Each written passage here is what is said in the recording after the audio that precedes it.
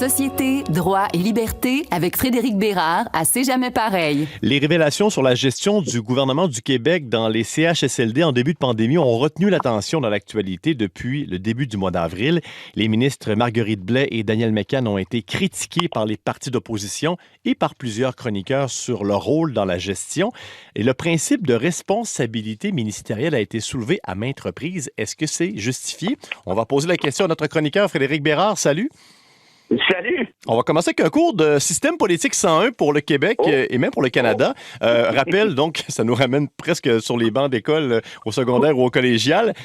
Qu'est-ce que c'est que la responsabilité ministérielle? Oui, en fait, il y a des membres du gouvernement actuellement qui devraient peut-être retourner sur les bancs d'école. Il en aurait bien besoin parce que la responsabilité ministérielle semble avoir été oubliée ici, Frédéric. Puis qu'est-ce que c'est essentiellement? On sait qu'il y a un principe très général qui gouverne notre démocratie parlementaire et c'est ce qu'on appelle le gouvernement. Qu'est-ce que le gouvernement responsable? C'est que les membres du gouvernement doivent répondre aux questions de l'opposition, que celle-ci, si elle est majoritaire et donc si le gouvernement est minoritaire, peut même renverser le gouvernement si ce dernier a perdu ce qu'on appelle la confiance de la Chambre. Or, le concept de responsabilité ministérielle découle précisément du concept de gouvernement responsable, c'est-à-dire que chaque ministre est responsable pour l'ensemble de la commission des erreurs de son ministère, ce qui implique évidemment le premier fonctionnaire sur le front et le sous-ministre, et évidemment, ça l'inclut lui aussi. Or, essentiellement, c'est un peu ça. Et donc, on fait donc en sorte, et c'est normal, assurer l'imputabilité du ministre pour les actes de son ministère. Mais un ministère comme celui de la Santé, c'est énorme. C'est un des plus gros ministères en termes de budget et certainement en termes de fonctionnaires. Et on se demande, un ministre de la Santé ou une ministre de la Santé ne peut pas savoir tout ce qui se passe comme décision dans l'organigramme. Est-ce que c'est applicable dans le cas qui nous concerne, celui de la gestion des CHSLD? En fait, tu as raison de le mentionner. On ne peut pas s'attendre à ce qu'un ministre soit même au courant de l'ensemble des actions. C'est absolument absurde, même pour les plus petits ministères. Sauf que le concept de responsabilité ministérielle prévoit justement ceci. Quand bien même que tu n'es pas au courant, toi, ministre, tu es quand même responsable. Et pourquoi, Frédéric? Parce qu'il s'en prend un responsable au final. Parce que le concept d'imputabilité est important, parce qu'autrement, ça serait trop facile. Ce serait de faire comme fait François Legault actuellement.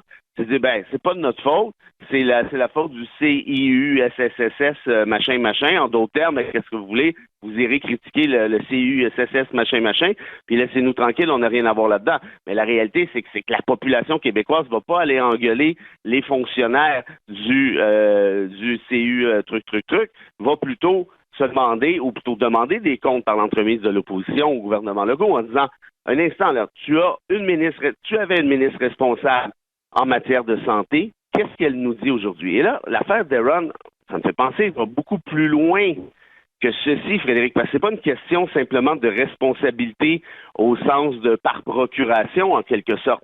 C'est une responsabilité ici directe. Pourquoi? Parce qu'on a appris récemment, grâce à Thomas Gerbet de Radio-Canada, qui sort à peu près toutes les nouvelles possibles pertinentes à cet effet-là, que dans le cas du scandale Aaron, parce que oui, je considère qu'il s'agit d'un scandale peut-être l'un des plus grands que le Québec a connu récemment. On parle d'une quarantaine de personnes âgées, Frédéric, qui sont décédées, soit déshydratées, soit dans leurs excréments, soit les deux. Je ne connais pas de scandale beaucoup plus important que celui-là au moment où on se parle. Or, on a appris donc par la voix de Gerbet que la ministre Mécan et que la ministre Blais avaient été avant la catastrophe. Alors, si ça, ce n'est pas de la responsabilité, c'est pas ce qu'est le concept à ce moment-là. Et est-ce que cette responsabilité, parce qu'on comprend que ça touche directement ces deux ministres, est-ce qu'à un certain moment dans le processus, ça peut être partagé par le gouvernement et même éclabousser le premier ministre?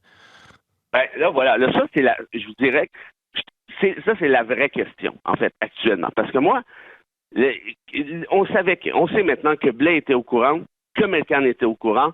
Ils n'ont rien fait. Évidemment, je ne les tiens pas responsables de la mort de ces pauvres personnes aînées-là, ça va de soi, mais est-ce qu'on est dans le cadre d'une négligence importante? De toute évidence, oui. Or, la vraie question, comment se fait-il que ces deux ministres-là sont demeurés en poste pendant tout ce temps. Parce que là, Gerbet nous l'a montré, il y a des courriels à l'appui, là. On le sait, là, c'est par écrit, là, c'est pas juste des rumeurs, c'est pas du mémérage, c'est pas du oui-dire, ce sont des courriels très précis. Mon hypothèse, Frédéric, c'est que le gouvernement Legault était au courant. Il a décidé de protéger ses deux ministres en disant la vérité ne sortira jamais. Et la preuve de ce que j'avance, de l'hypothèse en question, c'est que pendant 2 ans, et ça c'est encore pas mal plus grave, pendant 2 ans, ce gouvernement-là nous a dit ben non, on n'est pas au courant, on ne savait pas, qu'est-ce que vous voulez qu'on fasse? C'est une pandémie, c'est difficile, on n'était pas au courant. Or, il l'était au courant. Est-ce que devant un scandale comme celui-là, les ministres McCann et Blais auraient conservé l'information dans leur poche sans aviser le bureau du premier ministre? Moi, franchement, je ne crois pas à ça. Et Yves Boisvert, dans la presse, expliquait pour excuser, en quelque sorte, en partie du moins Blais, expliquait que celle-ci avait justement sonné l'alarme au Conseil des ministres. Ça inclut la dernière fois que j'ai regardé le premier ministre en question.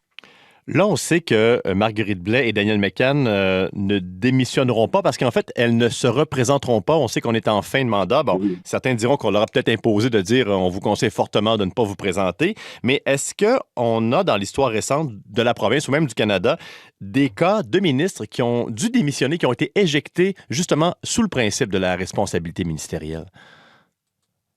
Wow! Est-ce qu'il y en a eu? C'est sûr qu'il y en a eu. Oui, ça, c'est une belle question. Puis j'essaie de penser vite. Ben, rappelez-vous la ministre caquiste de l'Environnement qui a été là, qui n'a pas fait disons, un mandat très spectaculaire au point où j'en ai oublié son nom. Mais elle était, c'était épouvantable, là, elle s'en mêlait dans ses pinceaux, était incapable de répondre de manière intelligible en conférence de presse. Ben, on l'a dégommé, ça n'a pas été long, hein, ça a pris quelques mois peut-être à tout casser. Ou la ministre des Affaires autochtones, ça c'en est du même gouvernement Legault, qui a été, on s'en souvient, dégommé au profit de Yann Lafrenière. Mais c'est ça, souvent, ils sont comme dégommés, tassés, mais elles ne démissionnent pas nécessairement de leur poste, comme ça devrait arriver si on respecte carrément le principe de la responsabilité ministérielle.